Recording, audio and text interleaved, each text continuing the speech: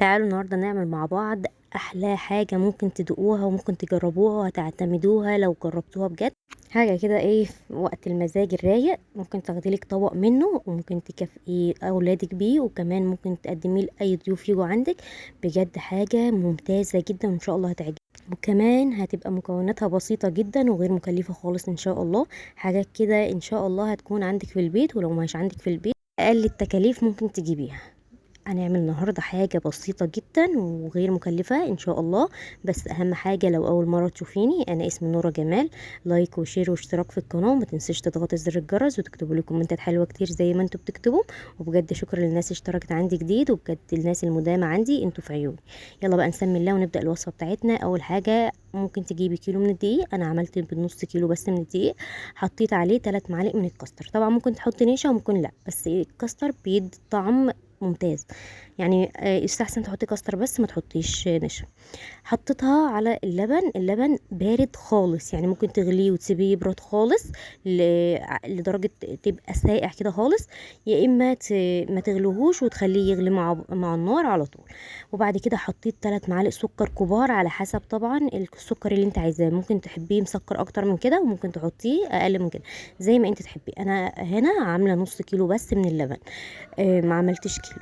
هفضل اقلب بقى عليه على اللبن والكاستر على نار بارده خالص لحد ما تبقى يغلي معايا كده زي ما انتم شايفين. هعلي عليه النار وبعد كده يتماسك.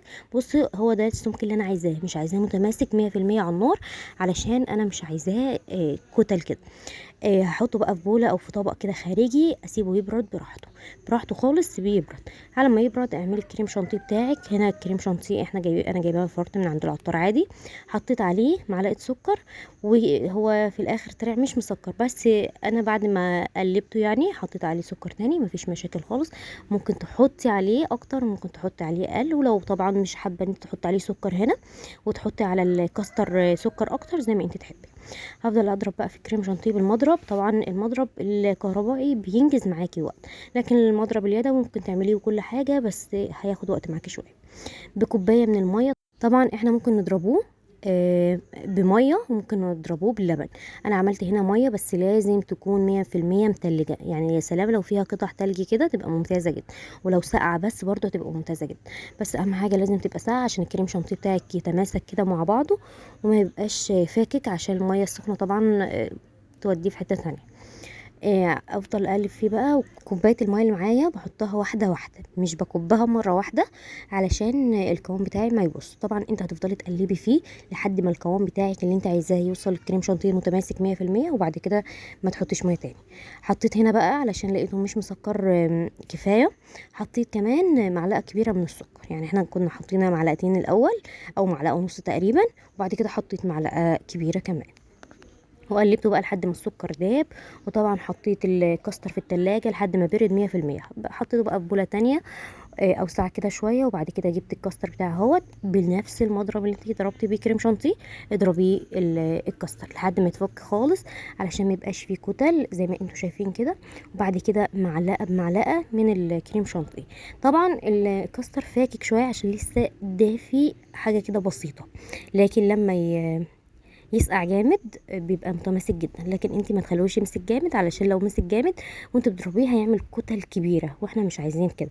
احنا عايزين اللي هو لسه فيه سنه دافيه كده، حاجه بسيطه يعني. هحط بقى كريم شانتيه واحده واحده. طبعا انا ما حطيتش كميه الكريم شانتيه بحالها بصراحه عشان كتيره، ما حطيتهمش كلهم. طبعا ممكن كميه الكريم شانتيه تانية اللي فاضله دي ممكن تعملي بها اي حاجه، ممكن تعملي بها ايس كريم، ممكن تعملي بها اي حاجه زي ما انت تحبي، مفيش مشاكل. طبعا مش هيترموا، ممكن تعملي بيهم شويه كاستر كمان وتعملي.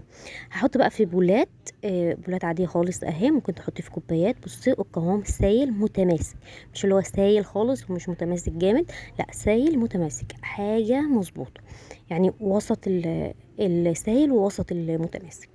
بحط بقى في بولات زي ما انت شايفة. طبعا ممكن تحطي في كاسات، ممكن تحطي في اطباق، ممكن تحطي في كوبايات، اللي تحبي تقدمي فيه مفيش مشاكل. هنا بقى معايا بولة كبيرة ومعايا بسكوت. طبعا احنا المفروض نسقسق البسكوت، لكن انا مش هعمل الحركة دي، مش هعمل الخطوة دي علشان انا مش عايزة البسكوت دايب معايا، انا عايزاه اللي هو بمعنى اصح احس بطعم البسكوت. هو مبقاش متماسك ولا ناشف ولا الكلام ده، لا انت هتحسي بطعم البسكوت، لان انت لسه هتسيبي الحاجه بتاعتك دي، الكاستر والكريم شانتيه مع بعض دول لازم تتساب في التلاجة اقل حاجه ساعه، تبرد بقى خالص وتتماسك كده 100% علشان تاكليه. هيكون طبعا البسكوت باش وبهدل، احنا مش عايزين البسكوت يبوش خالص، ولا عايزينه يبقى مفرول خالص في الحاله بتاعنا. احنا بنعمله نحس بطعم البسكوت. انا مش بحطه علشان ما احسش بيه، لا لازم تحسي بيه، فعشان كده ما حطيتش فيه لبن خالص، حبيت اخليه كده على طول. وطبعا يستحسن انت تجيبي بسكوت طعمه حلو علشان بيدي اضافه ممتازه. وعلى فكره كمان من غير البسكوت، هو الحلويات اللي احنا عملناها دي تحفه من غير اي حاجه. بصوا بقى يا جماعه، حطيت بقى طبقه بسكوت، وبعد كده حطيت طبقه الكاستر، وبعد كده حطيت طبقه بسكوت كمان. طبعا ممكن تكتري من هنا لبكره، ممكن تحطي طبقات كتيره وممكن تحطي اقل زي ما انت تحبي، وممكن من غير بسكوت خالص. بشرت بقى شويه شوكولاته، حطيتهم على الوش زي ما انتوا شايفين كده، زوايا باي حاجه، وممكن بلاش شوكولاته خالص زي ما انت تحبي. ممكن تعملي الشوكولاته العاديه اللي احنا بنعملها في البيت، اللي هي عباره عن كاكاو وزيت وسكر، دي تحفه برضو، ممكن تعمليها في البيت، ما بتاخدش مننا وقت خالص لو تحبي يعني الشوكولاته. لكن لو مش حابه شوكولاته، هي لوحدها خرافيه. زي انت بقى الاطباق العاديه حطيت لها حتت بسكوت كده، بس بجد كانت طعمها خرافي، ببسكوت او من غير. بسم الله ما شاء الله، بصراحه ما بتتش. بصوا هنا بقى كانت لسه سايله، يعني انا كنت بقول لكم هي شكلها كده من قبل ما تدخل التلاجة. بعد ما تطلع بقى من التلاجة، شوفوا التماسك بتاعها وشوفوا القوام بتاعها، بجد كان نفسي تعرفوا الطعم بتاعها، يعني نفسي اوصل لكم الطعم بتاعها، بجد حاجه خرافيه. بصوا القوام بقى بتاعها المظبوط. شوفوا هنا البسكوت مش بيقطم معايا، لا بيتقطع عادي خالص برقه. بصوا البسكوت لسه فيها فروله كده، هو ده اللي انا عايزاه، مش عايزاها تبقى بايشه، لا احنا لازم نحس بطعم البسكوت. إيه طعم ولا اروع، حاجه كده في منتهى الجمال، حاجه كده سهله وما خدتش مننا وقت خالص. يدوبك شويه كاستر، شويه لبن، وحاجه بسيطه خالص، وكريم شانتيه، يعني حاجه في منتهى الجمال. كافئي نفسك، كافئي اطفالك، قدمي لضيوفك حاجه كده تحفه بجد. وصفه سهله وبسيطه. يا رب يكون الفيديو بتاعي عجبكم، ما تنسوش في اللايك والاشتراك وتضغطوا زر الجرس.